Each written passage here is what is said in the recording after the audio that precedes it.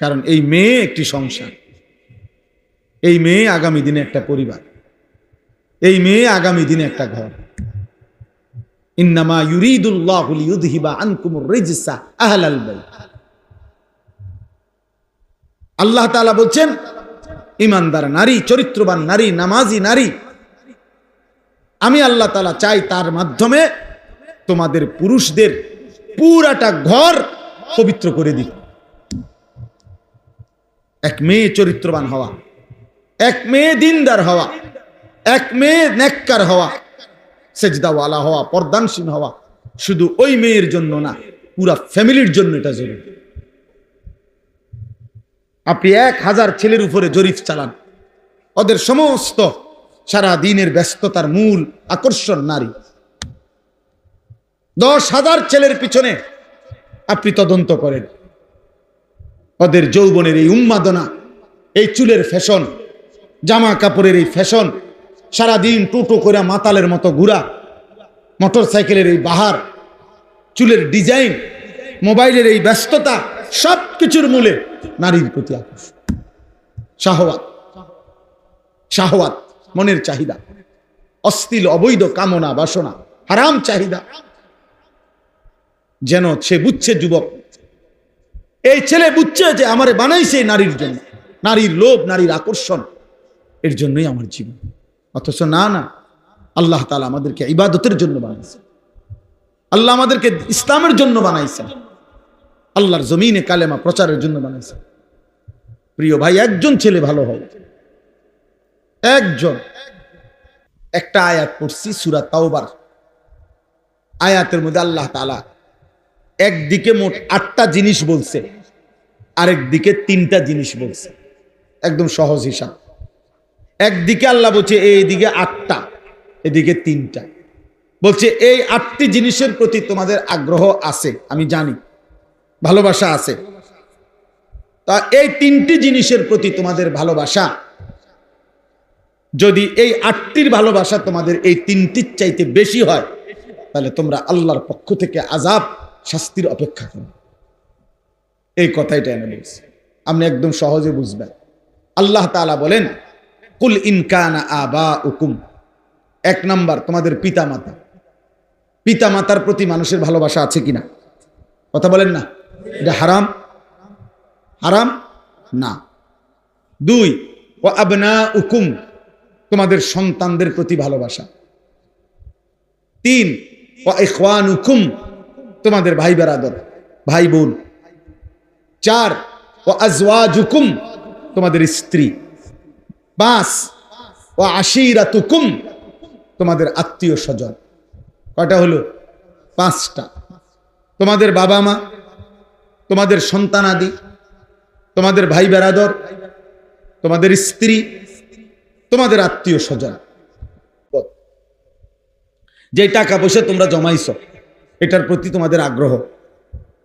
7, ওয়া তিজারাতুন তাখশাউনা কাসাদাহা, তোমাদের ব্যবসা, বেচা কিনা, উপার্জন, যেটা দিয়ে তুমি কর্ম, তোমার রোজগার করো, যেটারে তুমি খুব পছন্দ করো, যে আমার এই চাকরিটা, আমার এই ব্যবসাটা, আমার এই দোকানটা যদি আমার শেষ হয়ে যায়, আমার এই ফসলটা যদি নষ্ট হয়, আমার এই উপার্জনটা আমার বিরাট ক্ষতি হয়ে যাবে। আল্লাহ বলেন, এই তোমাদের পছন্দের কর্ম, যেটা তোমরা করে থাকো। 8 নাম্বার হলো ওয়া মাসাকিনু তারদাউনাহা, তোমাদের পছন্দের ঘরবাড়ি, যেটা তুমি তিল তিল করে ভরাট করছো, সাজাইছো। এ কয়টা হলো? আর বাদ রয়েছে কি? আমাদের দুনিয়াবি বিষয়ের মধ্যে বাদ আছে কিছু? কিচ্ছু বাদ নেই, সব এখানে আছে।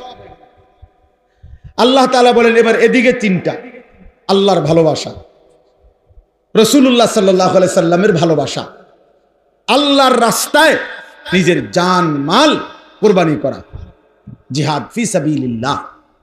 তো আল্লাহর ভালোবাসা, রাসূলুল্লাহ সাল্লাল্লাহু আলাইহি ওয়াসাল্লামের ভালোবাসা, আল্লাহর পথে নিজের জান মাল উৎসর্গ করার ভালোবাসা, জিহাদ। আল্লাহ বলেন এই 3টা। তাইলে এইবার আল্লাহ বলেন, যদি এই 8টি জিনিসের ভালোবাসা এই 3টি ভালোবাসার চাইতে বেশি হয়ে যায়, আহাব্বা ইলাইকুম ফাতারাব্বাসু, তাহলে অপেক্ষা করো, হাত্তা ইয়াতি আল্লাহু বিআমরি, আল্লাহর আযাব তোমাদের উপরে আসবেই আসবে। এই কথা শেষ, এটাই কথা। আল্লাহ বলেন তাহলে তোমাদের উপরে আল্লাহর আযাব আসবেই আসবে, অপেক্ষা করো। অর্থাৎ যদি আল্লাহর ভালোবাসা ফেলে দেছো, নিচে নামায় দিছো, রাসূলুল্লাহ সাল্লাল্লাহু আলাইহি সাল্লামের ভালোবাসা নিচে নামায় ফেলছো, আল্লাহর পথে জান মাল কোরবানি করতে চাও নাই, তা আল্লাহ বলেন ওইগুলা নিয়ে যদি ব্যস্ত হয়ে থাকো, আমি তোমারে শাস্তি দেব দুনিয়াতেও আখিরাতে। দুনিয়াতে বেইজ্জতি করবই করব, আজ না হয় কাল শুনবেন ছেলেটা আপনার নিয়ন্ত্রণে নাই, ছেলের বউটা কষ্ট দিতেছে আপনারে, ছেলের ঘরের নাতনি আরেক পোলার লগে ভাগ্যে গেছে, মেয়ের ঘরের ফুত আরেক মেয়ের সাথে চলে গেছে। কোনো না কোনো ভাবে আপনি বেইজ্জতি হবে, বেইজ্জতি হবে। হালাল হারাম মিশ্রণ করে এই দুনিয়া সাজাইছেন, আমনে মরে গেলে আমনে নাতিরে পর্যন্ত হইল মানুষে কইব তোর দাদা সুদখোর ছিল,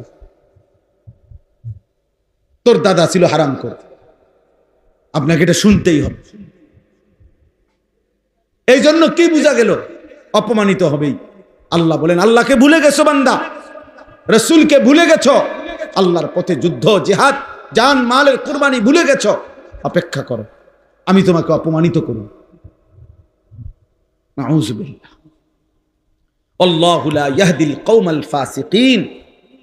আর আল্লাহ বলেন আল্লাহ কোন পাপীকে নাফরমানকে জান্নাতের পথ দেখান না, হেদায়েত দিয়ে দেন না, হেদায়েত দেন না। অতএব আজকে এই রাত গভীরে আজকের ইস্তাহি মজলিস এটা বুঝে নেন, একজনই বুঝেন। আমরা জানি একসাথে সবাই বুঝবে না, একই দিনে সবাই বুঝবে না। যদি একসাথে সবাই বুঝতো তো নবীজির জামানায় একসাথে সবাই কালেমাওয়ালা হয়ে যেত। কথা বলেন না? নবীজির জামানায় সকলেই কালেমাওয়ালা হয়েছিল, 23 বছরে সবাই কালেমাওয়ালা হয়ে গেছিল না। এটাই নিয়ম, এই একজন দুইজনই হবে, একজন বুঝবে দুইজন বুঝবে। আমরা ওই একজনের আশায় আছি, দুইজনের আশায় আছি, অসুবিধা নেই। কারণ এটা তো ইলেকশন না, আমার অনেক ভোট দরকার, আমার আখেরাতে না দরকার। আমার কি দরকার? আখেরাত দরকার, আখেরাত দরকার। এজন্য আমরা এটা বুঝলে, তোমরা যারা নওজোয়ান ছেলে আছো, বয়স্ক বাবা আছে, আল্লাহকে ভালোবাসেন, রাসূলুল্লাহ সাল্লাল্লাহু আলাইহি সাল্লামকে ভালোবাসেন, নবীজির একটা একটা সুন্নাত আমল করতেই হবে যদি আখেরাত চান।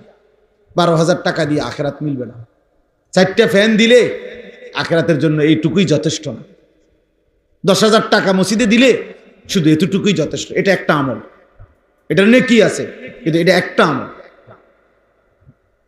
বাকি আমলগুলোও করতে হবে, বাকিগুলোও করতে হবে।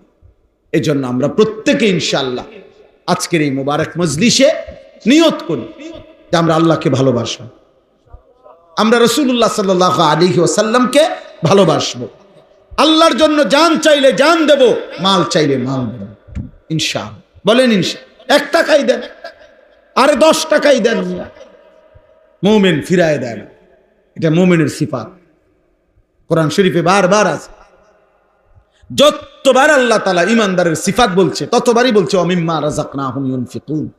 ইমানদারের একটা বৈশিষ্ট্য, ইমানদার যেভাবে নামাজের সেজদা করে, ইমানদার ওইভাবে নিজ সম্পদ থেকে আল্লাহর পথে খরচ করে। 1 টাকা হোক, 10 টাকা হোক, 1000 টাকা হোক, অসুবিধা কি? আমি মিশে গেলাম ভালো কাজের সাথে। এই জন্য মুমিন ফিরায় দেন, ইমানদার ফিরাইতে পারে। এক অভাবী মানুষ আপনার কাছে হাত পাতছে, আপনি কোন মাফ করেন, মাফ করেন কি? তা বেটা সাহায্য চাইছে, এটার লগে মাফ করেন কি সম্পর্ক? চুরি করছেন, হ্যাঁ মাফ করতো।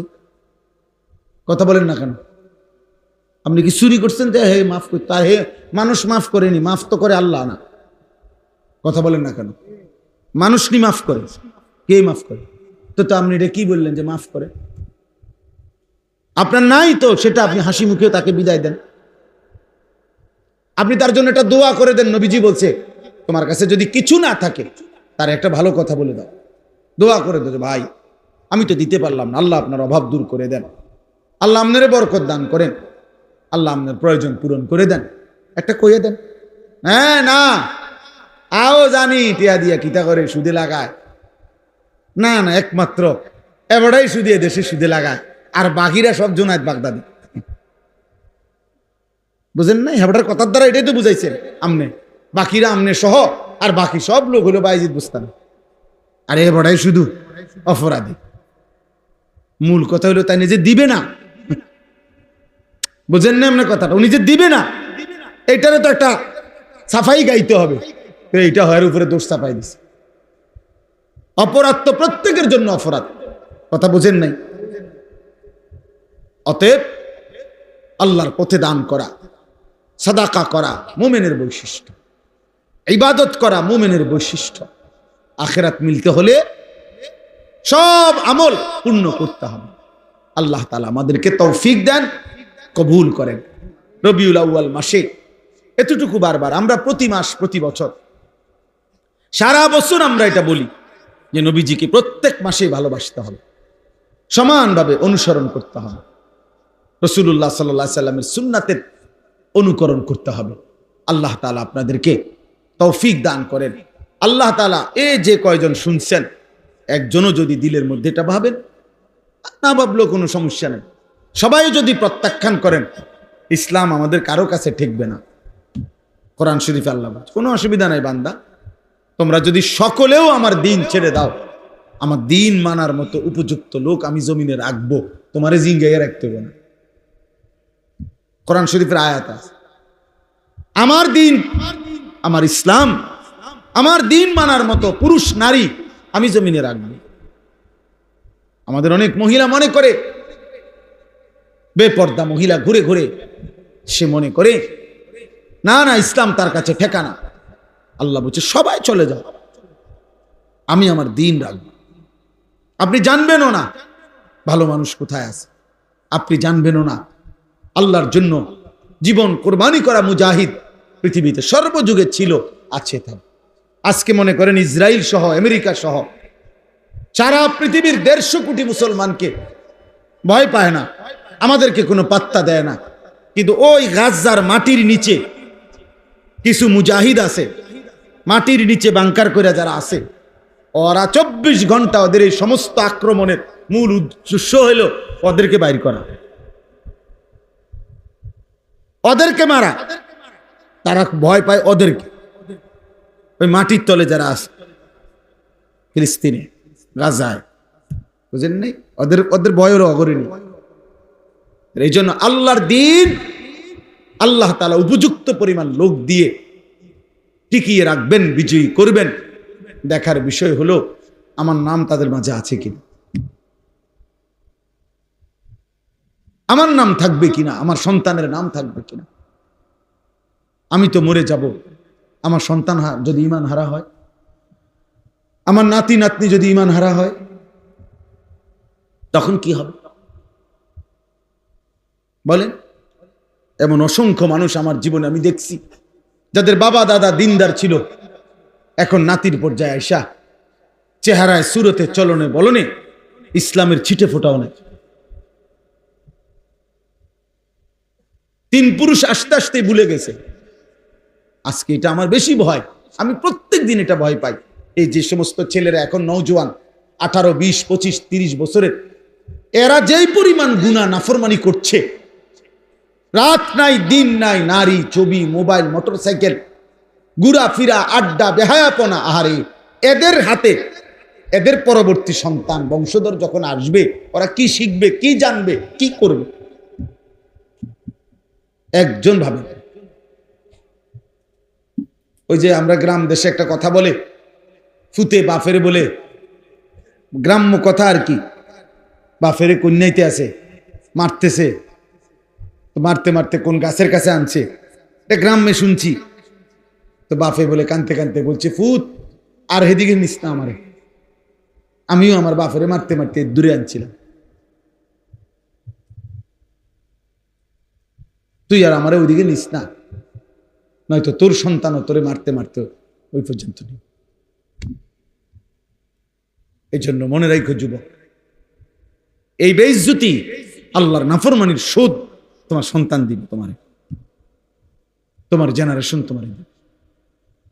আল্লাহ যদি মাফ না করে, যদি তওবা না করে, যদি ফিরে না আসে, আল্লাহ আমাদেরকে মাফ করে দেন। আল্লাহ আমাদেরকে ঈমান আমল দান করেন। আমাদের আলহামদুলিল্লাহ এই কুড়াখাল মসজিদ আলহামদুলিল্লাহ হচ্ছে, এখানে আশা করছে মাদ্রাসা হবে, আল্লাহর বান্দারা সহযোগিতা করবে। তা আমারও কথা হইল, আপনারাও এখনই প্রত্যেকেই পকেটে হাত দেন। 10 টাকা হলে 10 টাকা দেন, 100 টাকা হলে 100 টাকা দেন, 1000 টাকা হলে 1000 টাকা দেন, 500 টাকা হলে 500 টাকা দেন। যেটুকু আছে এটুকুই দেন, না থাকলে পরে দিয়েন, এ কথার নিয়ত করে দেন। এর দূরে যদি না হয় দোয়া করে দিয়ে, দোয়াও তো কমপক্ষে করতে পারো। ছেলেরা তোমরাও প্রত্যেকে সুযোগ থাকলে বাবা দাও, আল্লাহর জন্য দাও। 10 টাকাই দাও, 100 টাকাই দাও, 500 টাকাই দাও, 1000 টাকাই দাও। আজকে মুসলমানের ছেলেদের ফেরা দরকার। আলহামদুলিল্লাহ আমরা এই যে এতক্ষণ যাই বলছি, একটা কথা মনে করে, আজকেও আমাদের ঢাকা থেকে একজন বড় আলেম সুদর্ণপুর মাদ্রাসায়, আমার শায়েখের মাদ্রাসায় আসছে। উনি বলছে যে গত বছর উনি আপনার প্রায় 500-র মতো শুধু নওজোয়ান যুবক ছেলে নিয়ে এতেকাফ করছে, সব ইউনিভার্সিটি পড়ুয়া, কলেজ পড়ুয়া ছেলে। আমরা এই মাসে 5, 6, 7 এই আগস্ট মাসের আমার মাদ্রাসায় 3 দিন 15 থেকে 30 বছর মেয়া বয়সী স্কুল কলেজ জেনারেল শিক্ষিত অশিক্ষিত মাদ্রাসার না শুধু এরকম ছেলেদের একটা 3 দিনের অজু নামাজ সূরা কেরাত দোয়া কালামের শিখানোর কোর্স করছিলাম আমি আমার মাদ্রাসায়। এই 5, 6, 7 আগস্ট আলহামদুলিল্লাহ আমি নিজে 3 দিন ছিলাম। 30 জন মুআল্লিম দিয়া করে প্রশিক্ষণ করাইছি। অজু না, প্রতিদিন 11 ঘন্টা 10 ঘন্টা। আলহামদুলিল্লাহ প্রায় 350 ছেলে স্কুল কলেজের, মাদ্রাসার একজনও নাই, ওরা এই কোর্সে অংশগ্রহণ করছে। বাংলাদেশের মোট 29টা জেলা থেকে ছেলেরা আসছে। এই জন্য আমরা এটা আশাবাদী আলহামদুলিল্লাহ। সারা বাংলাদেশে হাজার হাজার যুবক কিশোর ছেলে আল্লাহর দিকে ফিরতেছে। হতে পারে আমরা দেখব না, কিন্তু একদিন 30 বছর পরে হয়তো কেউ কালেমার ডাক দিবে আল্লাহর দ্বীনের জন্য। ইনশাআল্লাহ হাজারো লাখো যুবক নিজেদের জান দেবে ইনশাআল্লাহ। ইসলামী বিজয়ী হবে, কালেমাই বিজয়ী হবে, কোরআনই বিজয়ী হবে, ইমানের বিজয় হবেই হবে ইনশাআল্লাহ। আল্লাহ তাআলা ওই কাফেলায় আমাদের সন্তানদেরকে, নওজোয়ানদেরকেও কবুল করে নেন। আল্লাহ আমাদের সময়কে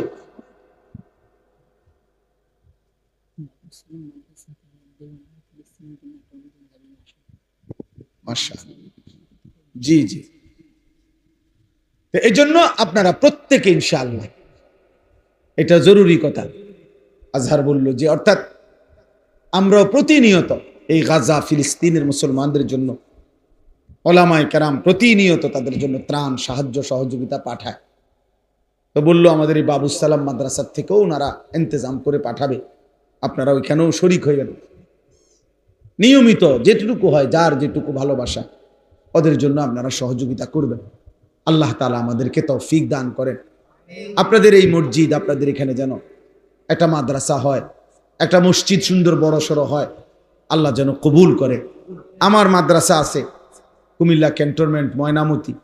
আলহামদুলিল্লাহ আমার অনেক স্বপ্ন আশা, মালিক যদি হায়াত দেয়, আমার একটা আশা যে বাচ্চারা দিন শিখতেছে, প্রায় 500 ছেলে আমার মাদ্রাসা আছে, 34 জন শিক্ষক কর্মচারী। আমি আলাদা আরেকটা ভবন করতে চাচ্ছি মাদ্রাসার জন্য, আরো জায়গা, অর্থাৎ যেখানে স্কুল কলেজ ইউনিভার্সিটি শিক্ষিত অশিক্ষিত দিন মজুর ঠেলাওয়ালা গুলিওয়ালা সব পড়বে। যার আমার স্লোগান হইল, যার সময় যতক্ষণ দিন শিখবে ততক্ষণ। শেষ কথা। 3 ঘন্টা আপনার সময়, 3 ঘন্টার জন্য কিছু শিখবে। অজুটা ঠিক করে, রুকুটা ঠিক করে জানাইস কি, 1 ঘন্টা হলে 1 ঘন্টা, 10 ঘন্টা হলে 10 ঘন্টা, 3 দিন হলে 3 দিন, 30 দিন হলে 30 দিন। অর্থাৎ আলাদা ভবন, আলাদা শিক্ষক, আলাদা স্টাফ নিয়োগ দিয়া আমার আশা যে সকলেরকে উন্মুক্ত দাওয়াত দিব, যে যে যখন আসবেন, যার সময় যখন দিন শিখবেন তখন। যার সময় যতক্ষণ দিন শিখবেন ততক্ষণ। সারা পৃথিবীতে আমরা 150 কোটি মুসলমান, 150 কোটির চাইতে বেশি, আমরা 150 কোটি, তার চাইতে বেশি, 200 কোটির কাছাকাছি। আর সারা পৃথিবীতে 2 কোটির কম, 92 থেকে 97 লাখ মাত্র।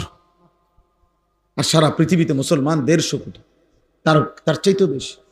কোথায় 150 কোটি? আমাদের ঢাকা শহরে কত মানুষ? 30,000। 30,000 মানুষ। হায়দ্রাবাদে দাঁড়ায় তাই 30,000 মানুষ। বিশুদ্ধবারে বাসের লাগি যাত্রাবাড়ি হায়দ্রাবাদ গুনলে তো মনে 30,000 মানুষ। হ্যাঁ, শুধু ঢাকার কথা বললাম। সারা পৃথিবীর এত কোটি কোটি মুসলমান, আমাদের চোখের সামনে মাত্র 1 কোটির চাইতে কম ইহুদি, তারা আমাদের উপরে এই পরিমাণ জুলুম করছে। একটা বাচ্চা ওই দিন দেখছি পত্রিকায়, 12 কিলোমিটার পথ, 12 কিলোমিটার এতিম সন্তান পায়ে হাঁটা গেছে একটা রুটির জন্য। রুটিটা যখন হাতে নিছে তখন গুলি আইসা ওরে ঝাঁঝরা করছে। রুটি হাতে, অসহায় বাচ্চা শহীদ হয়ে গেছে। রুটিটা আর খাইতে পারে না। আমার মনে হয়েছে কি জানো, আমার মনে হয়েছে যেন বাচ্চাটা যেন বলছে রুটিটা পাইয়া যে, আয় আল্লাহ, শুধু রুটি খাবো কেমন, আমি ছোট মানুষ, ঝোলও নাই, তরকারিও নাই, কিচ্ছুই তো নাই। তো আল্লাহই যেন বলছে, আচ্ছা ঠিক আছে, আমার কাছে চলে আয়, আমি জান্নাতে তোরে গোশতও দেব, ঝোলও দেব, রুটিটা নিয়ে আইসা পড়, থাকিস না আর এই দুনিয়ায়। ও রুটি হাতেই জান দিয়ে দিস।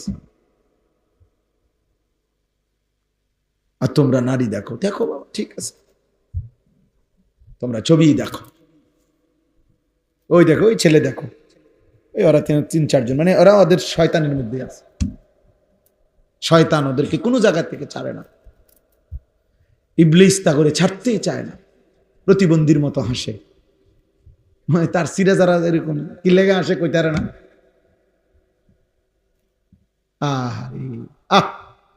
জানেও না তো, একটা সেজদা যার কলিজায় নাই, যার কপালে নাই, ও আল্লাহরে চিনবে করতে। ও মুমিনের কষ্ট বুঝবে কিভাবে? ও মুসলমানের রক্ত বুঝবে কিভাবে? ও তো জানে শুধু মোবাইল, ও তো জানে শুধু নারী ছবি, ও কি বুঝবে? এই জন্য আজকে আমাদের নবী সাল্লাল্লাহু আলাইহি ওয়াসাল্লাম 1450 বছর আগে নবীজি বলছেন, একটা সময় আসবে আমার উম্মত সংখ্যায় হবে অনেক, কিন্তু সাগরের ঢেউয়ে খড়কুটা যেভাবে ভেসে যায়, আল্লাহর নবী বলছেন আমার উম্মত সংখ্যা গরিষ্ঠ অনেক হওয়া সত্ত্বেও সাগরের ঢেউয়ে খড়কুটার মতো এভাবে হারিয়ে যাবে। গোসা উনকা গোসা ইসাইল, আল্লাহর নবী সাল্লাল্লাহু আলাইহি সাল্লাম বলছে। নবীজি বলছে, শোনো বেটা, ইউশিকুল উমামু আন তাদা আলাইকুম কামা তাদা আল আকালাতু ইলা কাসআতিহা। হাদিস, নবীজি বলছেন একটা সময় আসবে আমার উম্মত এমন হবে যে তাদেরকে হত্যা করার জন্য কাফেররা এক দল আরেক দলকে এভাবে ডাকাডাকি করবে, যেভাবে দস্তরখানে মানুষ খানার জন্য অনেককে ডাকাডাকি করে। জয় ভাই আপনি বসেন, নাই আমার লগে বসেন, ভাই এদিকে বসেন, এদিকে মানুষ যেরকম দস্তরখানে খাবারের জন্য একে অপরকে ডাকাডাকি করে, আমার উম্মতের ইমানদার উম্মতকে হত্যা করার জন্য কাফের বেঈমানরা এভাবে একদল আরেক দলকে ডাকাডাকি। খোদার কসম, এটা হাদিস। বুঝছো বাবা? তুমি কি মনে করছো ফিলিস্তিন শেষ কথা না? যেদিন আযাব তোমার কাঁধে আসবে, অথবা তোমার সন্তান, অথবা তোমার পরবর্তী জেনারেশন, সেদিন বুঝবা ভাইয়া।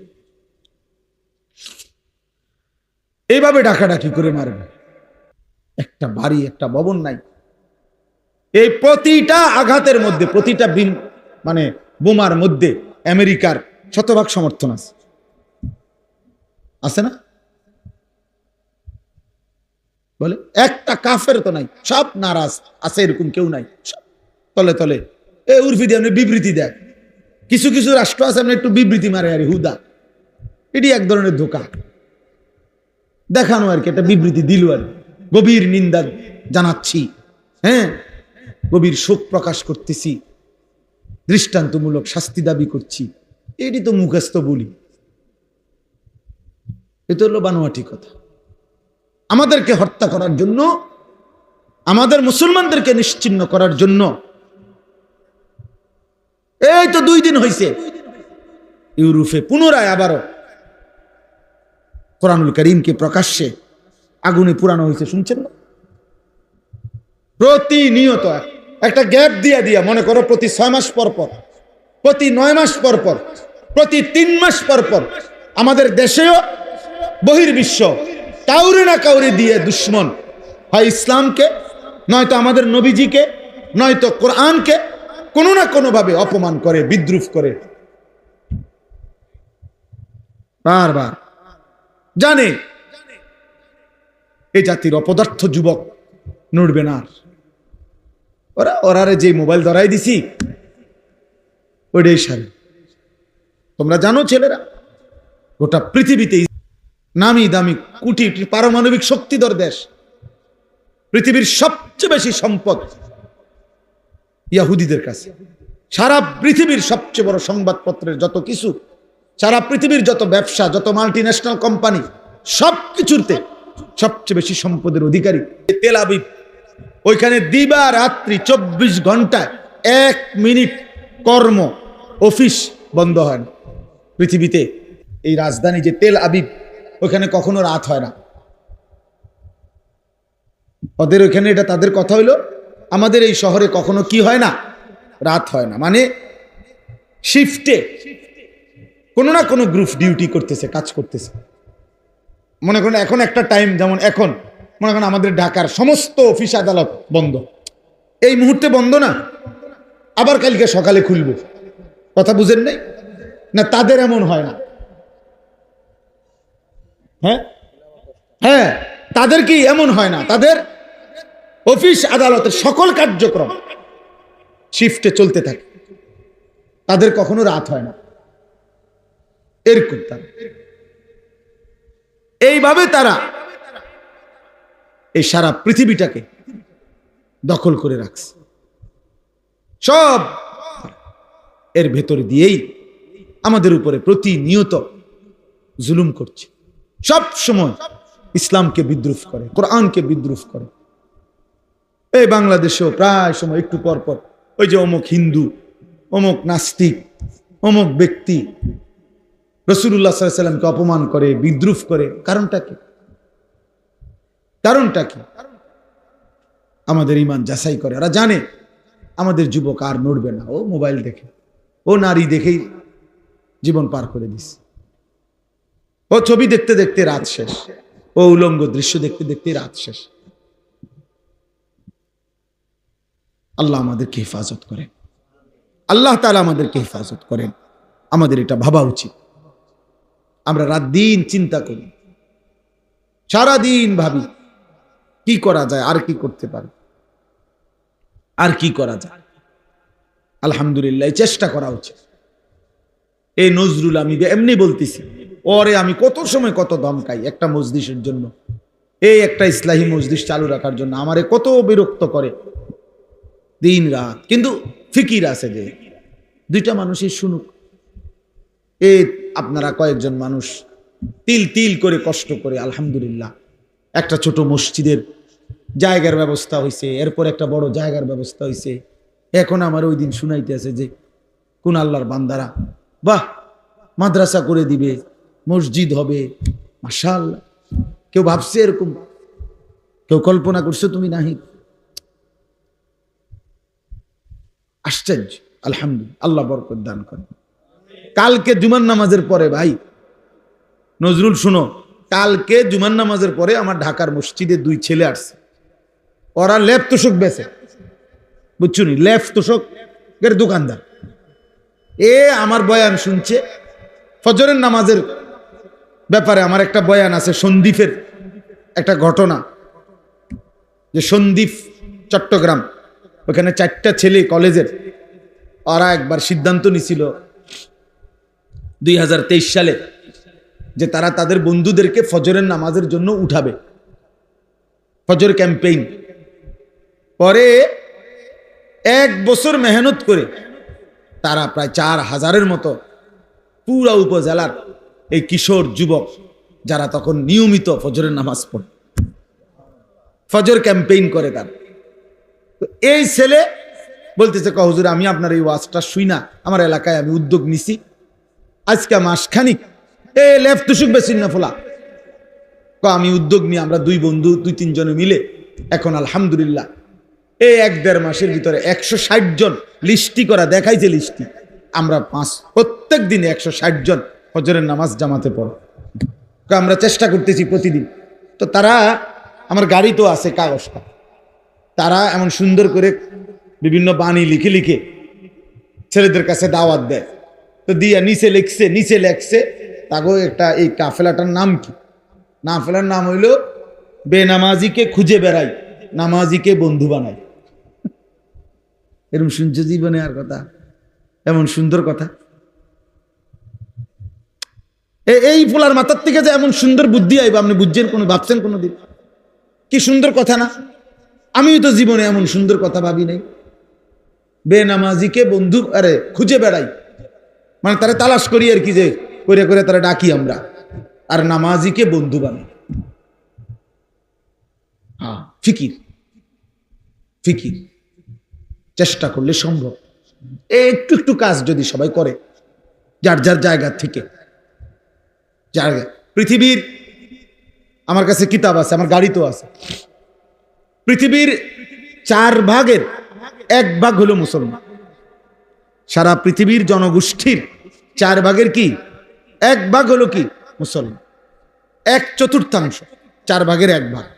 তাইলে যদি একজন মুসলমান, কথার কথা একটা হিসাব ওইখানে লিখছে আরবি কিতাব, যদি একজন মুসলমান সারা জীবনে সে যদি মাত্র 4 জন মানুষের দায়িত্ব নেয়, যে আমি 4 জন মানুষকে কালেমার দাওয়াত দেব, চেষ্টা করব তার পিছনে টার্গেট করে, তাহলে পৃথিবীর সমস্ত জনগোষ্ঠীর কাছে কালেমার দাওয়াত পৌঁছে যাবে। কালেমার দাওয়াত পৌঁছে যাবে। তাহলে তোমরা ছেলেরা বলো ভাই, মুসলমানের ঘরে জন্ম নিয়ে তোমাদের রাত্র দিন কিভাবে কাটে? বলো, একটা ছেলে বলো, এই কি জীবন? নারী, ছবি, মোবাইল আর মন মতো চলা। কে তোমার বাবা, কে তোমার মা, কে তোমার আল্লাহ, কে তোমার নবী, কে তোমার রসুল, কে তোমার কিতাব, কিচ্ছু চেনো না। মুসলমানের সন্তান 4টা সূরা শুদ্ধ পড়তে পারে না। মুসলমানের সন্তান ওযু নামাজের ফরজটুকু আদায় করতে জানে না। শুক্রবারে আসে আর কি, আমরা বুঝি না, মসজিদে ঢোকে বাইর হয়, তামসা আর কি এর নামাজ, পারলে না পড়তো নামাজ, পারলে না। মানুষে খারাপ করবো, মন্দ সন্দ বলবে যে তে এমন অজাত, ওদের শুক্রবারও আইয়ে না মসজিদ, এই শরমে আসে যায় আর ও দেখছে তো, মানুষে দেখছে নাই তো। ইমাম সাহেব সালামটা ফিরাইয়া সারে না 2 রাকাত ফরজের জুমার দিন, ওমা তারে এমন শয়তানে কামড়া, একটা কামড়ের লগে হেতে বাইরে যায়, একটা কামড়, মানে তার গুড়া কিরমি তার ফেডে এভাবে কামড় দিছে, সাথে সাথে দৌড় দিয়ে বাইরে গেছে, গুড়া কিরমি কামড়ে। কারণ সে তো আসছে মূলত হাজিরা দিতে। ওই নামাজের জুমার আগের 4 রাকাত সুন্নত, জুমার নামাজের পরে 4 রাকাত সুন্নত, এত কিছু দিয়ে হেড টাইম আছে, হেতো আইসে হাজিরা দিতে। মানুষে দেখছে তো, সারছে তো, জানে এখন যায়, মানুষে দেখছে আপনি যে আইয়েন মুসলিম নাই তো 4 রাকাত সুন্নত জুমার নামাজের পরে, এটা ইমাম সাহেবের বাফের সম্পত্তি। কথা বলেন না কেন? এটা যদি সবার জন্য দরকার না হইতো তো ইমাম সাহেব পড়ে কেন? সামনের কাতারের মুসল্লিগুলো পড়ে কেন? বয়স্ক চাচারা পড়ে কেন? ওনারা বেকুব এই কারণে, ওনারা বোকা এই কারণে। তাহলে এই হাজিরা মার্কা নামাজ আখেরাতে কি মিলবে? আমার শায়েখ আল্লামা মুফতি মুশতাকুন নবী সাহেব বলে যে, হে মুসলমান, যেই নামাজ তোমার মসজিদের থেকে 100 হাত সামনে চা দোকানের আড্ডা, টেলিভিশনের আড্ডা থেকে ফিরাইতে পারলো না, সেই নামাজ তোমারে জাহান্নাম থেকে কেমনে ফিরাবে? বুঝাই তো যায় তুমি কি নামাজ পড়ছো, বুঝাই তো যায়, বুঝাই তো যায়। নামাজের মধ্যে যদি ওই যে আপনি লাল কালি দিয়ে যদি ভুল দাগ দেন, এরপরে আর সাদা লেখা পাইতেন না, পুরাটাই কি হয়ে যাবে? লাল হয়ে যাবে। আমার এক হুজুর বলছিল, আমি ছাত্রের খাতা কাটছি পরীক্ষার, সিদ্ধান্ত নিয়েছিলাম যে লাল কালি দিয়ে দিয়ে ভুল দাগ দিছি, এক একটা ভুলে 2 নাম্বার করে কাটা। হুজুরে বলছিল আর কি, এরকম ভাবে আমি খাতা কাটছি, কয়েকটা ছেলের খাতা কাইটা শেষে লাল কালি দিয়ে দিয়ে ভুলটি তো সব দাগ দিছি। পরে যখন গুনছি এবং হিসাব হইল কি যে প্রতি ভুলে কত নাম্বার কাটা, পরে গুন্না দেখছি আমি তার থেকে আরো 24 নাম্বার পাই ছাত্রের থেকে। তার মানে 62টা ভুল, তো 50 দুগুণে 100 তো গেছেই গা। আরো 12টা ভুলের কারণে আরো 24 নাম্বার হুজুরে ফায় হেতে, এই তো অন্য বিষয়ের থেকে হাওলাত নিতে হবে। মানে ভুলের পরিমাণটা বুঝাইছে আর কি, যে মূল 100 গিয়ে আরো কি 24 আরো রয়েছে ভুল, ওইটা কই থেকে দিব, তো বুঝিয়ে নাই আর। তো আমাদের নামাজের যদি এমন হয়, আখেরাতে কি নাকি মিলবে বলেন? কি নাকি মিলবে?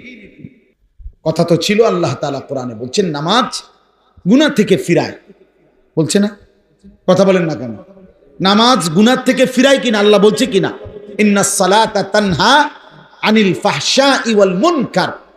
তাহলে এখন নামাজ যদি গুনাহ থেকে না ফিরায়, তাহলে বুঝা গেল আল্লাহর কথা, আল্লাহর কথা কোনটা? আপনার কথা সঠিক না আল্লাহর কথা সঠিক?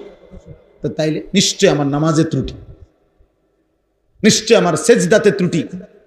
এই জন্য যারা নামাজ পড়ে না তারা তো পড়েই না, আর যারা পড়ে অথচ গুনাহ থেকে বাঁচে না, আপনি খবর নিলে যাচাই করলে দেখবেন তাদের নামাজের মধ্যে শত শত ভুল।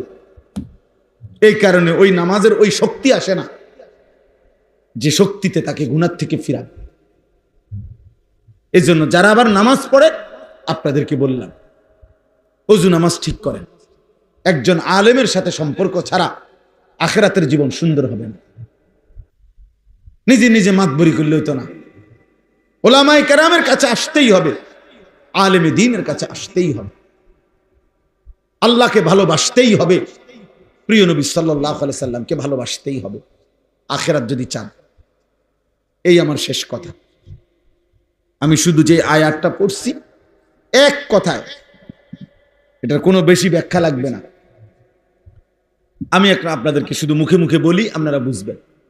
আমি একবার একটা পত্রিকায় পড়ছি যে ইউরোপের কাছে, ওদের বড় বড় বিজ্ঞানী গবেষকদের কাছে যেই আধুনিকতা বের হইছে, মানে বাস্তবে আছে, তার চাইতেও আরো আপডেট আধুনিকতা তাদের ফাইলে আছে, যেগুলো তারা এখনো পর্যায়ক্রমে প্রসেসিং করবার টাইম নেই, টাইমের অভাবে কুলাইতে পারতেছে না। কয়টা করবে,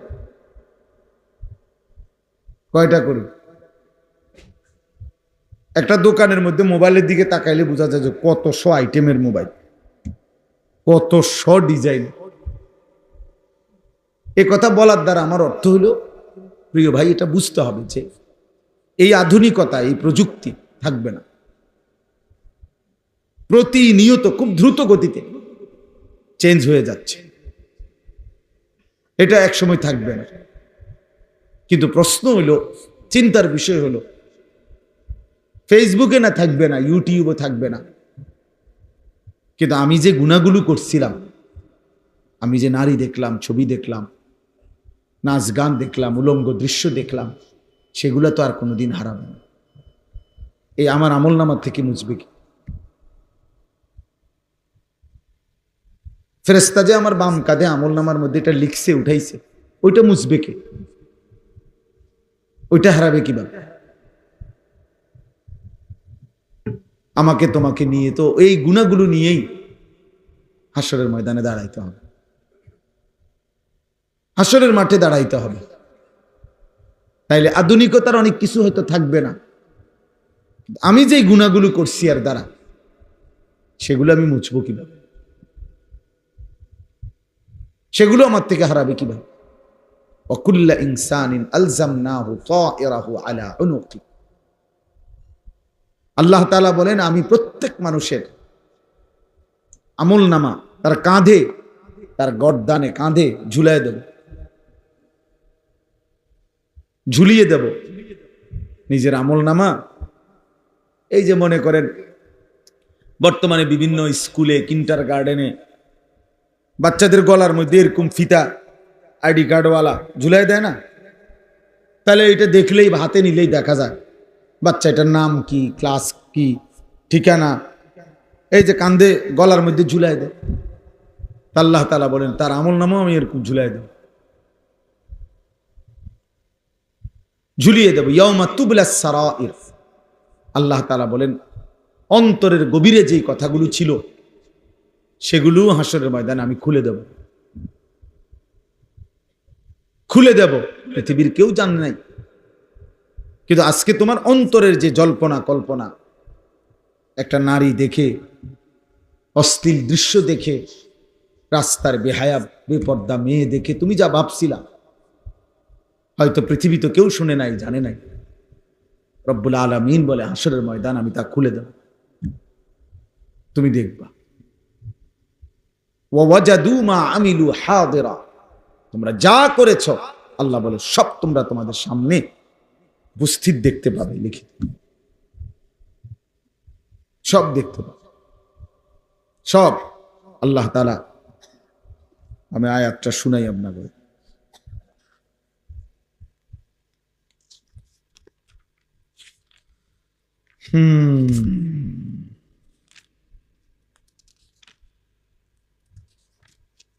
এই দেখেন আল্লাহ তাআলা বলেন ওমা তাকুনু ফি শাআনিন, তোমরা যে অবস্থায় থাকো না কেন, ওমা তাতলু মিনহু মিন কুরআনিন, আল্লাহর কোরআন থেকে তোমরা সামান্য যেটুকুই তেলাওয়াত করো না কেন, ওয়ালা তা'মালুনা মিন আমালিন, তোমরা যেটুকু আমলি, যখন যেই আমলি করো না কেন, ইল্লা কুন্না আলাইকুম শুহুদান ইজ তুফিউনা ফীহি, যখন তোমরা তা আল্লাহর জন্য করে থাকো তো আল্লাহ তাআলা বলেন আমি তোমাদের সাথেই থাকি, আমি তোমাদের সাথেই থাকি, আমি তোমাদের সামনেই থাকি, আমি সেটা পুরাপুরি দেখতে পাই। আমা ইয়াযুবু আর রাব্বিকা মিন মিসকালি যাররাতিন ফিল আরদি ওয়ালা ফিস সামা, তোমাদের রবের চোখ থেকে, তোমাদের মালিকের দৃষ্টি থেকে আসমান ও জমিনের কোনো কিছু আড়াল যায় না, এক জাররাও না। আল্লাহ বলছে এক জাররা, মিসকালা যাররা, এক বিন্দুও তোমাদের রবের আড়ালে নয়। ওয়ালা আসগারা মিন যালিকা ওয়ালা আকবারা, এক বিন্দুর চাইতেও যদি কম হয় সেটাও, বিন্দুর চাইতে যদি বেশি হয় সেটাও, ইল্লা ফি কিতাবিম মুবিন, সবকিছুই তোমাদের জন্য সুস্পষ্ট আমলনামার মধ্যে লেখা আছে, কিছুই বাদ যাবে না। প্রতিটা হাসি, প্রতিটা কান্না, চোখের প্রতিটা পলক, কানের প্রতিটা শব্দ শোনা, হৃদয়ের প্রতিটা স্পন্দন, নিঃশ্বাসের প্রতিটা উঠানামা, আল্লাহর কসম রব্বুল আলামিন বলে তুমি একটা একটা করে হিসাব করা, তুমি তোমার আমলনামার মধ্যে দেখতে পাবে, একটা একটা করে। মোট হাসি দিছো এতবার, কাঁদছো এতবার, হাত উঠাইছো উপরে এতবার, নিচে নামাইছো এতবার, চোখের পলক পড়ছে এতবার, নিঃশ্বাস উঠানামা করছে এতবার।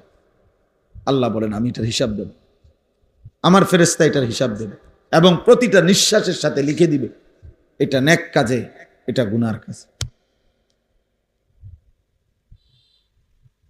এটা গুনাহের কাজে। এই নিঃশ্বাসটা গেছে রব আপনাকে সেজদা দিতে দিতে এই নিঃশ্বাসটা গেছে নারীর অশ্লীল ছবি দেখতে দেখতে। কারণ আমরা যে অবস্থায় থাকি, ইবাদত কিংবা গুনাহ, আমাদের নিঃশ্বাস আসা যাওয়া করে কিনা? নাই তো হে মারাই যাবে। নিঃশ্বাস যদি বন্ধ হয়ে যায় মারা যাবে না? তাহলে আমরা যে অবস্থায় আছি আমাদের নিঃশ্বাস উঠানামা করে। মা মিন ইমরিইন নাফাসা ইল্লা কুতিবা। আল্লাহর নবী সাল্লাল্লাহু আলাইহি ওয়াসাল্লাম বলেন, তোমাদের প্রত্যেকটি নিঃশ্বাস লেখা হয়, প্রতিটা নিঃশ্বাস ফেরেশতা লিখে, ইম্মা ফি তাআতিন ওয়া ইম্মা ফি মাসিয়া। কোন নিঃশ্বাস নেকি হিসাবে লেখা হয়, কোন নিঃশ্বাস গুনাহ হিসাবে লেখা, গুনাহ হিসাবে লেখা। এই জন্য বাপ, আমরা এটা বোঝা উচিত। প্রত্যেকেই বিবেক দিয়ে, ইনসাফ। বিবেক মরে গেলে কিছু থাকে না। যার দিল মরে যায় সে আসলে মৃত।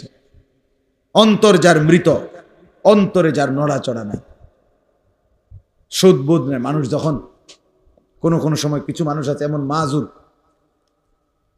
এমন অসুস্থ যে এই যে হাতটা 24 ঘন্টা নড়ে, বেচারার আর নিজস্ব কোনো কি নেই, এটা থামাইবার ক্ষমতা নেই। কোন মানুষের অন্তর কখনো এমন হয় যে নাফরমানি করতে করতে, আল্লাহর অবাধ্য হইতে হইতে বিবেক অনুভূতি একদম মরে যায়।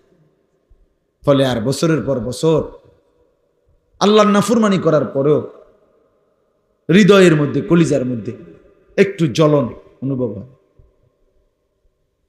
অস্থিরতা আসে না, ব্যথা আসে না। এটা বহুত বড় লানত, বহুত বড় আফসোস, বহুত বড় আফসোস। দিনের পর দিন মিথ্যা বলতেছে, চুরি করতেছে, জিনা করছে, ব্যভিচার করতেছে, সুদ খাইতেছে, ঘুষ নিতেছে, কিস্তি করতেছে।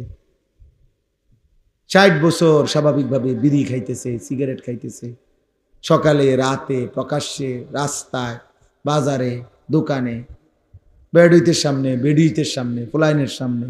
হ্যাঁ, এটা কি ধরনের বুড়া মানুষ আমি বুঝি না। আমার কাছে খুব অবাক লাগে যেটা এবারটা কি ডকের বুড়া মানুষ। এটা মুসলমান কি জাতের মুসলমান? এটা এবারটার কাছে বুঝি কোনো জায়গায় এটা গুনাহ মনে হয় না। যখনই মন চাইছে বিড়ি খুলে ধরাইছে, খাইতে আছে। বা বেউকুফ, আশ্চর্য। অত টয়লেটে খাইতো না, কই খাইতো? বেটার 24 ঘন্টার আমল, তো টয়লেট একটা জায়গা না? এটা তো শরমের কিছু না। যার কোনোখানে শরম নাই, হ্যাঁ বেটার চিন্তা করে টয়লেটে, টয়লেটে খাইলে কি সে তো তার শরমে নাই, তো সব জায়গায় খাবে। এই জন্য বললাম এটা খুব সাংঘাতিক। একজন মহিলা প্রত্যেক দিন বেপরদা, প্রতিদিন রাস্তার পাশে পুকুরে গোসল করে। ওমা, এটা কি অপদার্থ মহিলা!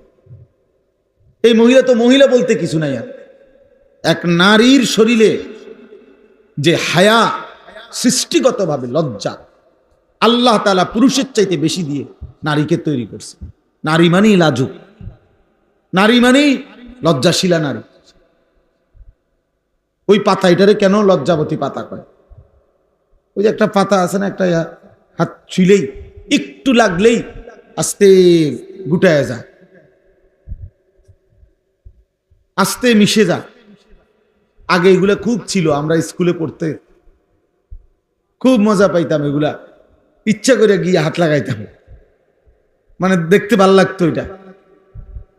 তো নারী মানেই লজ্জাশীল, নারী মানে হায়া, শরম, লজ্জা, শালীনতা।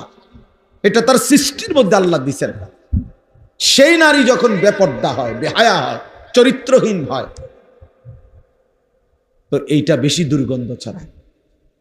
এই জন্য আশ্চর্য হবেন, কোরআন কি বিজ্ঞচিত আল্লাহ তাআলা বলছে, পুরুষ এবং নারী যদি জিনা করে, ব্যভিচার করে, তো পুরুষ তো হায়া কম করতে পারে, কিন্তু নারীর শরীরে লজ্জা, হায়াত আল্লাহ তাআলা অত্যধিক মাত্রায় দিছিলেন।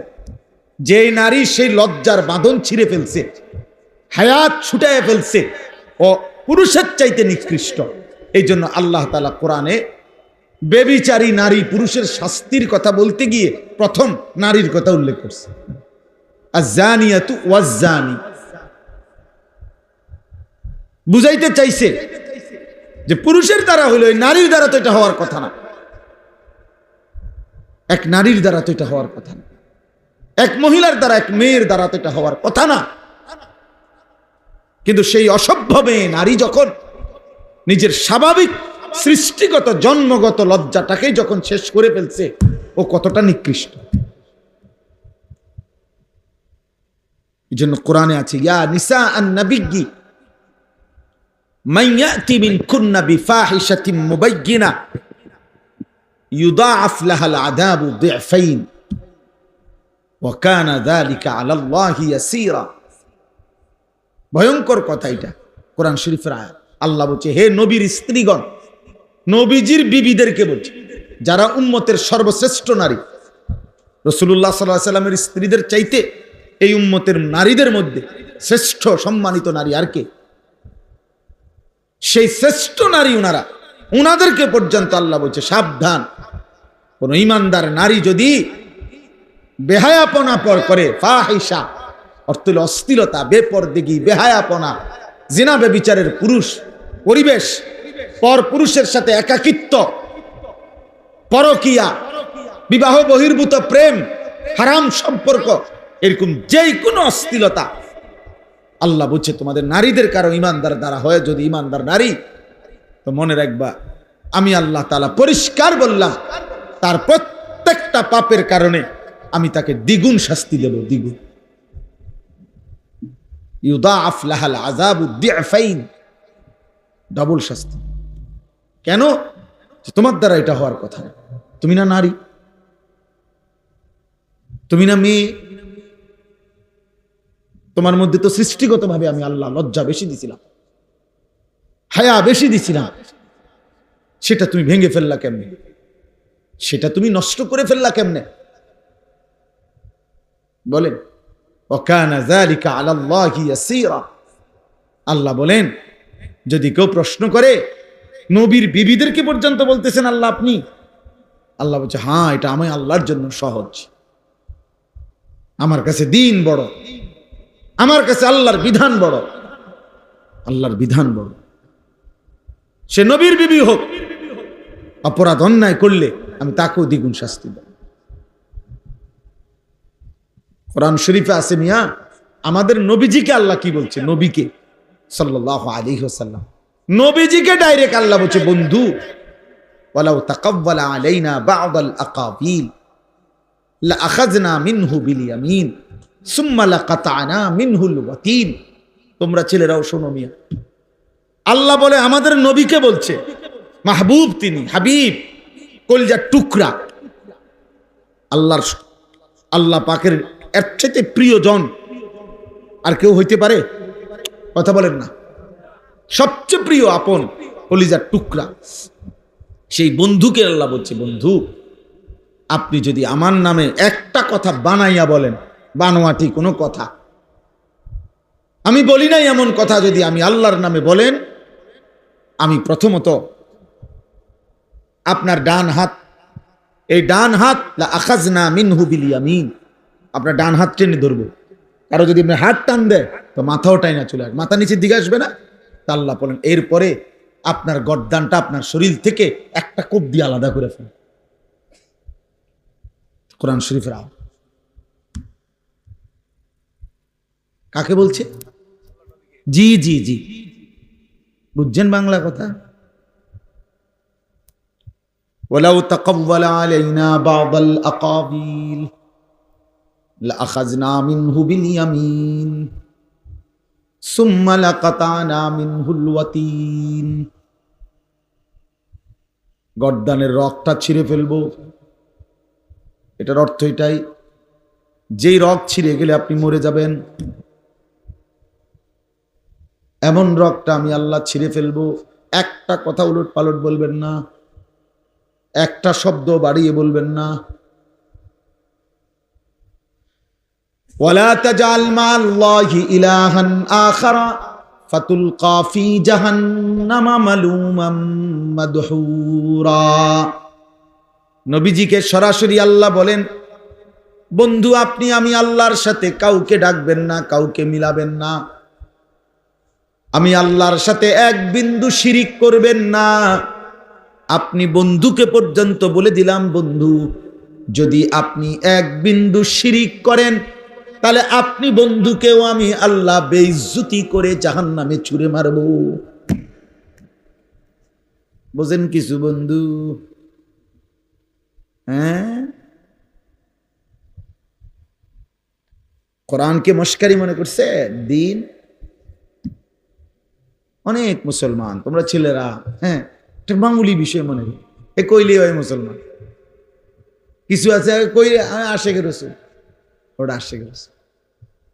ওরা প্রতিদিন বিড়ি খায়, ওটা আশেকের রসুল। আমরা সিরা খাই, আমরা বুঝি না, আমনে আশেকের রসুল। হ্যাঁ, মস্কারি করেন আপনি, হ্যাঁ, কথা কথা গালি দেয়, উনি আশেকের রসুল। প্রত্যেক কথা গালি দেয়, সারা বছর সুদ খায়, কিস্তি লয়, এবার আশেকের রসুল। আর আমরা সবাই চিরা খাই, আমরা বুঝি না। আপনি এটা ঠাট্টা করেন, এটা মস্কারি করেন। নবীজির ভালোবাসা এটাকে বলে। রাসূলুল্লাহ সাল্লাল্লাহু আলাইহি সাল্লামের মহব্বত এটা। স্ত্রী নামাজ পড়ে না, ঘরের কেউ পর্দা করে না, এটা নবীজির ভালোবাসা। প্রতিদিন সবাই টেলিভিশনে নাচ গান দেখে, এটা রাসূলুল্লাহ সাল্লাল্লাহু আলাইহি সাল্লামের ভালোবাসা। হ্যাঁ, বলে তো এরা টেলিভিশন দেখলে আপনি কিনবেন, আমি কিনতাম, বুঝলেন? আপনি কিনে আপনি সিরা খাবেন পানি দিয়ে ভিজাইয়া, আপনি কিনবেন মানে? এরপরে গুড় কিনে আনবেন আলাদা, সিরা দিয়ে গুড় দিয়ে খাবেন। উনি কি করবে উনি বোঝে না, উনি কি করবে উনি বোঝে না। আপনি ছেলেটার দুনিয়া সাজাইবার জন্য কি কষ্ট করছেন আমরা দেখছি না? দুনিয়া একটা ঘরের জন্য, এক সেট সোফার জন্য, ছেলেটারে বিদেশ পাঠাইবার জন্য আপনি কদ্দুর কি করছেন আমরা দেখি নাই, আমরা জানি না? তাহলে তার দুনিয়া সাজাবার জন্য তো আপনার মাথার ঘাম পায়ে পড়ছে, তার জাহান্নাম থেকে বাঁচাবার জন্য কিছু করলেন না কেন? বলেন, এটা কার দায়িত্ব? সন্তানের দুনিয়া সাজাইবেন আপনি বাবা, তো সন্তানের আখিরাত কে সাজাই দিবে? আরেক গ্রামের আরেক বেড়া? তাইলে বলেন ইনসাফ কি বলে? বলে শুনে না, তো শুনে না কোন বছরের তে শুনে না? 16 বছর বয়সে না শুনে না? এখন আপনার 16 বছর বয়স থেকে ঠিক করতে দিছিল দায়িত্ব, তো আপনি শিখলেন না কেন, জানলেন না কেন? এক সন্তানের তরবিয়ত কখন করতে হয় আপনারা বুঝলেন না কেন বাবা? আখলাক কখন শিখাইতে হয়, আল্লাহ কখন চিনাইতে হয়? ইসলাম একটা কোলের বাচ্চার দিকে পর্যন্ত নজর রাখছে। কোলের বাচ্চার ব্যাপারে ইসলামের বিধান আছে। কোলের বাচ্চা শরীয়তের মাসআলা হলো স্বামী স্ত্রী, কোলের বাচ্চা যে বাচ্চার 6 মাস বয়স, মনে করেন 6 মাস, কোনো কথা বলতে পারে না, কিছুই বোঝে না, আপনি মনে করছেন ইসলামের শরীয়তের বিধান হলো এমন বাচ্চাও যদি সজাগ থাকে, 6 মাসের বাচ্চা পাশে, তাহলে স্বামী স্ত্রী একান্ত মেলামেশা করা নিষেধ।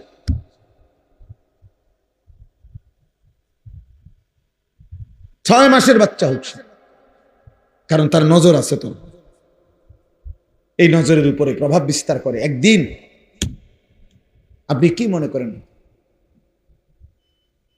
দীর্ঘদিন যাবৎ অনাদরে অবহেলায়, সেই ছোট্টবেলার থেকে তাকে অনাদরে আর অবহেলায় আপনি বড় করছেন, আজকে 16 বছর বয়সে এই অপদার্থ আর 1 ওয়াক্ত নামাজও পড়ে না। এটা কি আজকের থেকে শুরু হয়েছে? বলে না হুজুর, আমি 12 বছর পর্যন্ত 14 বছর পর্যন্ত তারা আমি নামাজ পড়াইছি, আজ যা 6 মাস হয় আর 1 ওয়াক্ত নামাজ পড়ে না, এমন? তাহলে 6 বছর বয়সে তো তার ঘাড় এখন যেরকম মোটামি দেখায়, 6 বছর বয়সে তো তার ঘাড় এত মোটা ছিল না। 8 বছর বয়সে তো তার এমন ঘাড় মোটা ছিল না। 18 বছর বয়স দেখে না জালেম অহংকার করে, 6 বছরে তো কথা তো ছিল ওই সময় দিন শিখানো। আল্লাহ নবী সাল্লাল্লাহু আলাইহি সাল্লাম তো বলছে 7 বছর বয়সে নামাজ পড়াও। 10 বছর বয়সে নামাজ না পড়লে শাসন করো, আঘাত করো। 10 বছরের বাচ্চাকে পৃথক শুইতে দাও, নবীজি বলছে ওয়াফাররিকু বাইনাহুম ফিল মাদাজি'। 10 বছরের দুই ভাইকে একসাথে শুইতে দিবা না। 10 বছরের দুই ভাই বোনকে আপন হোক একসাথে শুইতে দিবা না। পরিষ্কার হাদিস। আজকে বিয়া স্বাস্থ্য ভাই যে এত বোন বাপ সাপ পুয়া তো ভাই তামান্ডিরে এক লোক হতাই দিছে হুইতালা সব রাইতে না কদ্দুর রাইত কদ্দুর এমনি এমনি যাইব গা গপ করতে করতে। তোরা বাবু সিয়ে রানতে আছে, আরেক দিকে প্যান্ডেল করতে আছে, বেডিতে মশলা বাড়তে আছে। বাহ, কি মিথ্যা বললাম? এটা দিন, এটা আল্লাহর বিধান। আল্লাহ আমাদেরকে বুঝ দান করে।